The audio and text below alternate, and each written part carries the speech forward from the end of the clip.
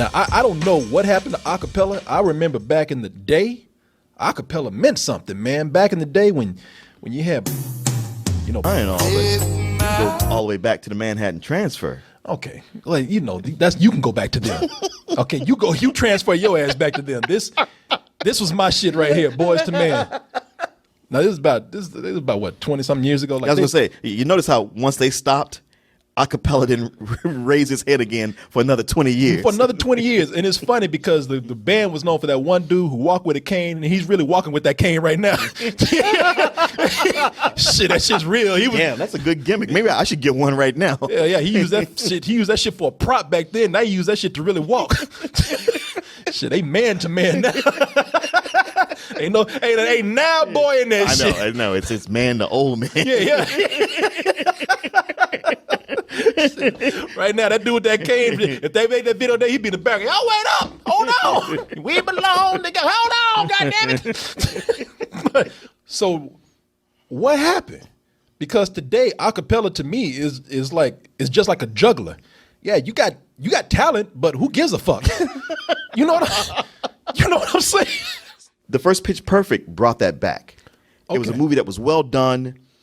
These kids they had it all choreographed, the syncopation, the harmonies. They were taking established songs, doing covers, but mixing them up with different arrangements. Mashups and whatnot. Yeah, doing mashups. Yeah, I got the like that movie made it exciting. Like I said, I didn't see the first one, so I don't know that much about it. But from what I got from this movie, so this centers on the Bellas. The Bellas are back, but not for long. Because it's their senior year in college, which means that they're all about to split up. And, a few of them don't know what they're going to do with their life. They're just kind of like, all right, you know what? This is all I got right now. Let's knock it out the park one more time. Let's do one more thing. Don't forget the element that they got disgraced. And that's it. At the beginning of this movie, you got big-ass Rebel Wilson who ended up showing her vagina to Obama. And so they're not allowed to compete anymore on the college level. So they said, we are about to split up from each other. We cannot compete at the college level anymore. Let's make an impression and let's go international. So this movie deals with them competing with the best acapella band in the world. All over the world. And they're all German. Oh yeah. Oh, that's right. Yeah. They're against their evil new nemesis. They're like the Germans. Yeah, they are acapella Nazis, pretty much. Yeah, they are. I mean, what's they called? Das Soundmaschine. I mean, they sound like a band from the 80s, like a new wave band from the 80s. A new wave band. Yeah, they wearing. They got that 80s fishnets on them. Yeah. That Sprockets type shit. Yeah. What did they call that shit? It was Euro trash kind of thing going on. Yeah. I mean, and just like a Nazi, they're assholes. Oh, you losers. You will never beat us. And so you can see what's going on here. It's the Bellas going through the motions about friendship with themselves, the inner fighting, what they're going to do with their lives afterwards, while also beating those goddamn the Flugenschiemers or whatever the hell their names are. Das Soundmaschine. Das Soundmaschine, yeah. Led by Bridget Nielsen 2.0. It sure was, man. It sure was. And she was fine as hell. But yet I digress. Now, like I said, man, I didn't really understand what the whole thing was with Pitch Perfect. I saw the trailer. I'm like those people that you said, this is going to suck, right? Sure. Here. I don't get it. And so when people tell me it was a pleasant surprise, oh, you didn't know, man, you have to really watch it to see what we mean. All right, you know what? Didn't see that one. I'll catch it on the second one. I mean, the second one surely is going to be bigger and better. Now, wait a minute. You've been in this game a long time. You know better than to say, well, I'm sure the second one will be bigger and better. Trying to be fair. I actually said there's going to be some bullshit. I mean, everybody knows with sequels, if a sequel is good, people are like, what the fuck? How'd that happen? I was kind of rooting for it because it's directed by Elizabeth Banks. Oh, really? Yeah, she's in the film, and you saw her along with, what's that dude's name? John Michael Higgins. Yeah, John Michael Higgins is in there. They played the same role in the first movie. And they played the same role in the first movie. So the movie opens up with them, and I'm thinking, all right, it opens up strong, because I always thought that this was going to be like Glee. I always thought that this was something that was kind of a straightforward comedy, and I didn't realize how goofy it was at times. Goofy in a good way, how it really didn't take itself that seriously. Well, and that's one of the things about the first movie, is that it doesn't really take itself that seriously until they do their musical numbers. But when I saw the movie, there was one particular scene that I saw, and I said, "Man, this is pissing me off." And I saw it before I saw the movie. This is where they go to one big acapella competition, underground acapella. It's almost Like the Fight Club of the acapella. Fight Club or the Eyes Wide Shut of acapella. And in the movie, it was actually kind of smile until that point. See, man, okay. I'm gonna say this is something that bothered me to no end. That you had this German group that had to be so German that they sung with German accents. You never hear anybody who's German sing with a German accent unless they're singing in German. I was kind of upset about that because, on one hand, with the German accents in 90s hip hop, they don't go well together. I mean, even he's struggling to get that shit out. Yeah, fuck it, because he wants to say these niggas so bad. But you know, the German accent and hip hop don't go well together. We got this goddamn Hitler of hip hop here, and it don't work. Never trust a big button smile. That girl is poison. And I thought, you know, and I'm gonna say something. I thought at first, in C-Man, they brought these. They're making they're making fun of German people. They're doing stereotypes of them. And then I looked up this dude's name. Oh, he's German. Is he really? Right down. He's got one of those robotic German sounding names. This dude's name is like Flula Borg. Damn. The humor in here is so basic. I mean, there are moments in this movie where you take the humor for face value. I mean, because they might say something awkward or borderline racist, which I didn't find offensive. It was just like, okay, how long are you gonna keep that going through the movie? Well, it's not offensive until they do the racist or sexist jokes over and over and again. They're not funny. Exactly. That's when you start focusing on, all right, this is kind of racist, and how long am I supposed to put up with it? I just got to a point where it's like, man, this movie sticks to kind of one note when they feel like something works, and it doesn't get out of that. And it's not even just offensive humor. It's just like, it's very obvious. Rebel Wilson in the movie, that's her thing. Every time she's talking about herself, oh, I'm fat. Oh, look at me, I'm fat. The movie starts out with her.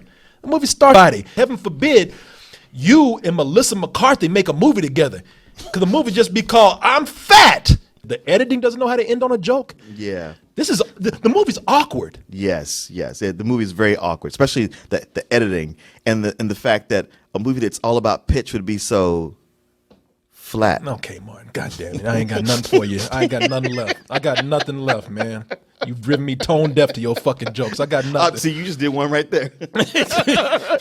Yeah, You've been infected. Just in this fucking room with you. You finally got to me. But yeah, man, it is. Now, don't get me wrong. I got plenty of good laughs from this. There are scenes where something comes out of nowhere and you get a chuckle all the way to, man, that really is hilarious. But they're far and few in between. And for the whole thing about them going up against the German band or the German a cappella group, the movie becomes aimless. They start going through, seriously, the movie gets sidetracked by montages. Well, there's like a million subplots going on because you got, Rebel Wilson, Fat Amy, and her romance with Bumper, who's played by Andy Devine, or rather the teenage Jack Black, as I think of him. Yeah, he's heading that way. Yeah, and that just kind of comes and goes, and you're like, I don't know why this was in here taking up space that could have been used for me driving away in the parking lot. And there's a whole thing going on where Anna Kendrick's character, where everybody else is dedicated to, like, we got to save the Bellas, and she's like, I'm trying to move on with my life and get my music producing career going. Yeah. And honestly, to me, with this movie, everything either felt like it had nowhere to go or it was forced. Yeah. Everybody showed up because Elizabeth Banks didn't have a real script, figured they'd just go with it. They had a jumble of ideas, and they had a skeletal plot of, well, we know where it has to end up. And it completely forgets, like, oh yeah, this has to end in the competition. We're trying to get to this competition. We're trying to build the competition. It does everything else but that. Yeah, the movie spent so much time with them bullshitting. Straight up bullshit. They go to camp, they roast marshmallows. I mean, the movie is filler. Now, the movie's 2 hours long. Which- 115 what the minutes. fuck? Yeah, 115 minutes. They could have had a tight story. That's about 30 minutes where they ain't doing shit. Yep. Not a fucking thing. They are actually sitting around camping. How do you have time to do that? Doesn't she have a job? And why? Yeah, I guess she left on a weekend or something. And even she said she in the movie. Anna Kendrick's like, "Well, fuck, I gotta get back to work. What the fuck am I doing out here with y'all in the woods?" But why do they go to camp? Just so they can give you funny gags of them getting trapped in a net, making jokes about camping. That's really all it is. This movie, Anna Kendrick, man, I'll say this about her talent. She's somebody in the film. I'm trying to find a picture of her right now. somebody in the film. I mean, she is the film. She is pretty much the movie, and she's hanging out with all these other Bellas, and you really root for her because they're kind of like, yeah, we don't know what we're gonna do after college, so let's just keep going with this. And she's like, fuck y'all, I got a life. Yeah, like the other girl who's the co-star. You know, you find out that she has purposely failed 3 years in a row just so she could stay around and be a Bella. It's like, you people are mentally fucking ill. Yeah. And she's even like, you think I'm gonna sit here with y'all, your crazy loser asses just singing, doing mashups? She even works for a guy. I'm not gonna even spoil it for you because it's kind of a cameo, kind of a pseudo cameo, but she's working for somebody, and the guy even tells him, that's your life? Doing mashups and acapella songs? Shit, like, bitch, good luck with that. I was ready to take you to the next level, Yeah. but and you still playing with Lego. Yeah, asking for he said, give me a demo. And he's like, I didn't ask for this shit. Yeah. Something we didn't even mention is that they bring in a new character, which is played by Haley Steinfeld. She's like the latest, youngest Bella to join the group because Katie Seagal was her mother who was in before. And when she gets up to sing to audition for them, she just sounds like the people who get rejected from American Idol. Yeah. And they're all like, oh, okay, well, she's good. And I was like, oh, seriously? Because I thought this was when they're going to like tell her like, sweetheart, you ain't making it. Well, it was funny because she got up there and did some American Idol type shit. Oh, you're very close to It sounded like somebody dying and shit. Yeah. From diarrhea. And then one of the girls says, excuse us for a moment. And I was just like, tell her. Tell her. And then she turns around and says, God, she's great. I was like, what? I know. All you motherfuckers are deaf. Y'all, what the hell are you talking about? None of this builds up to anything. Not for a climax. You have to have a build up to a climax. You can't be fucking around and be like, oh shit, I'm late for my climax. Let's go. And that's what happens. It's like, I forgot these goddamn Germans were in the movie. Yeah. And then all of a sudden they're like, oh, no, you fucked that up. Y'all didn't care. Nobody thought about this until the last minute. So why should I care if you didn't care about going? Plus, they're so like, where'd they get the money for all this? For all of them to travel to Copenhagen and have pyrotechnics and every I don't want to say what they do for the climax, but it's just one of those where you like, where the fuck did y'all get the money for all this? This movie is what that first movie, what everybody thought it was going to be. Yeah, exactly. And that happens with sequels all the time. So often, an inferior sequel to something that was a surprise hit, it turns out to be like, okay, this is what I thought I was going to get into before, and you tricked me this time. Well, I thought you were better than this. Yeah. To sum it up, people, again, not seeing the first one and hearing how good it was, this is that sequel that we always dread. It's that sequel, that sequel that was done strictly because the first one was a success and they needed to do another one. Yeah. Because there's an audience for it.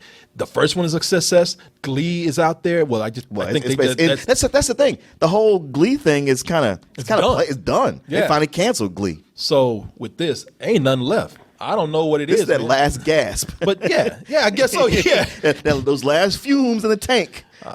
Yeah, and your ass is going down like the Terminator, doing that thumbs up and everything, just sinking. But I'm gonna tell you, man. I mean, unless you were just that much of a fanatic for the first movie, you really love seeing these characters again. Fine, go ahead, knock yourself out. But I ask you to be honest with yourself. When you look at this, if you want to be a fanatic about it and say, I liked it no matter what, that's fine. But I dare you to tell me that this is better than the first one. Because what I saw, it was sequelitis at its most. Oh, yeah. It's empty. It's empty. I had some laughs in there, but for the most part, it's fucking empty. And it's a rental. I would watch this on TV and be okay with it because I wouldn't have to pay attention the whole time. For how little I got out of it and how much more time I spent Really, just kind of you going for the bullshit. You know what, man? If the first movie had not been as good as it was, I'd be like, it's a low rental. I ain't crazy about it, whatever. But considering what it could have been and the motive behind just putting this together again, yeah, I gotta go some old bullshit. Really? Yeah. I struggled, man. I'm telling you. I heard you back and chuckle a forth. couple of times. I Man. know. That's the thing. I was like, you know what? I chuckled a couple of times. I think the scene is good. That should be enough to lift it out. And yet, the longer kept me there, the more I was just like, man, I'm trying not to give you on some old bullshit, but you were fighting me. Okay, all right. Well, you know what? I saw you laughing at first, and I said, oh, he's this is a rental. Because I turned to you in the middle of the movie, and I said, was the first one this bad? And you like, no. You said, no, this is, because I said, is this some bullshit like this? And you like, no, the first one was good. You chuckled a little bit, and the more it started, I saw you actually get that look in your face like you hurting. Yeah, I was just like, God damn, yo, you wasting everybody's time. Yeah. I knew right then and there. I said, Mark's going to get this some